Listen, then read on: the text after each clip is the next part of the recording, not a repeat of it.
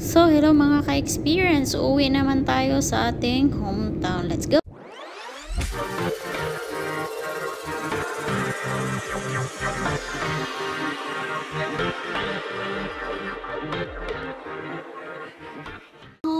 Going home. Ngayon, nandito na ako sa lobby at nagantay ng taxi. So, ayan po talaga. Papunta na po ako sa airport. O, buhay OFW na uuwi na walang may alam at walang nakakaalam. O, diba? Mas gusto ko yun para hindi lang mag-expect. So, andito na tayo sa underpass. Underpass talaga. Opo, malapit na tayo. Nasa kalagitnaan na tayo papuntang airport. O, diba? Mabilisang mabilisang pag-record. Nandito na tayo sa airport. Diba? So, mga ganitong oras po talaga. At ito po yung kadalasang nangyari sa mga OFW o kanya-kanyang timbang. Thank you sa backup. Welcome to my life. So, ayun na nga, natimbang at na-check in na nga yung aming mga bagahe. So, ngayon, ikot muna dito. Mag-picture-picture muna saglit. At para naman may magandang views kalagitnaan ng papuntang waiting area. Diba? Ito po yung magandang area sa Singapore Airport. Napakalinis. Ayan po. Habang nag-aantay po kami ng aming flight, ayan po. Kumustang tulog ka bagahe? Hadlokan sa mga timbangan. Nakasulod rang tulog ka timbangan. So, actually, hindi kami takot sa timbangan. Okay lang naman yung mga dala naming bagahe. Parang bolto lang. Pero hindi naman. Okay naman. So, ngayon, papunta na po kami. At magpipila pala ulit dito banda. Kala namin okay na. So, ayun.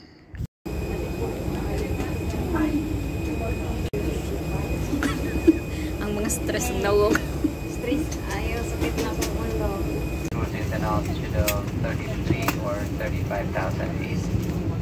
Turbulence is on the way, so please keep your seatbelts fastened whenever you're ready. So, nasa Himpapawid na tayo, paland na tayo sa Cebu City.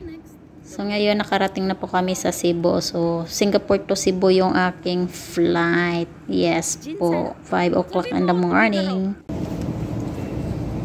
Hi! Nakatulog ra ang tanan. Wala jugay. Wala itulog. Halang na kay kong mata ba.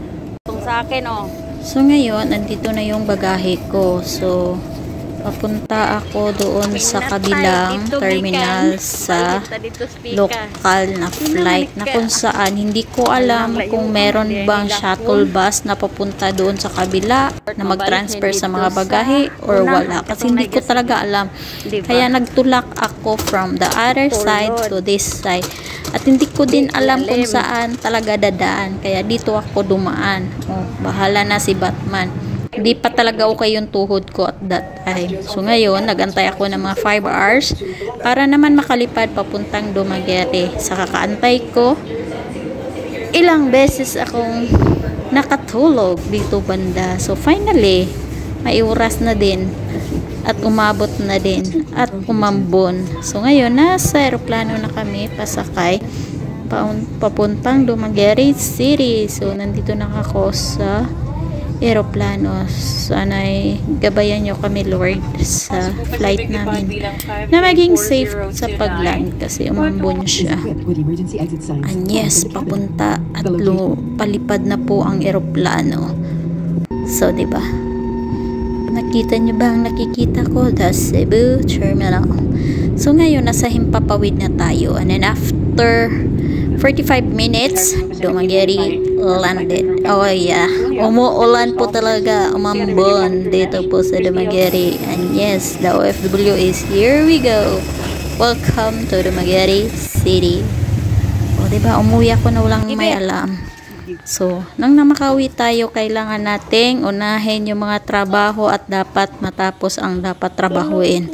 So, ang mga pasaway sa buhay. Ito po yung aking bahay kubong na pundar bilang isang OFW.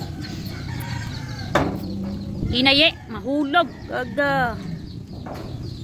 World and hello world. Maglinis tayo. Maglinis. Hello world and hello world. Asa suli bear? Bear! Bear.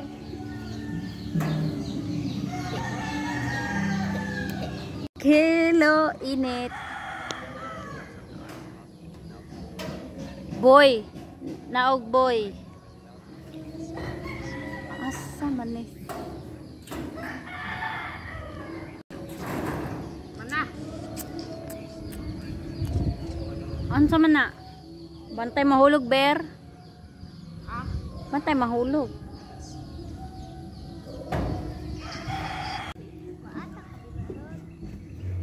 Sayaw. Sa mga oras na to, in-enjoy ko muna yung mga moment. Kasi after nito, talagang nilinis namin yung mga gilid-gilid. And then after that, pumunta ako sa City Hardware para bumili ng tiles. O diba? And then, just enjoy the moment every second with my uncle. O diba? See you soon again, Pinas.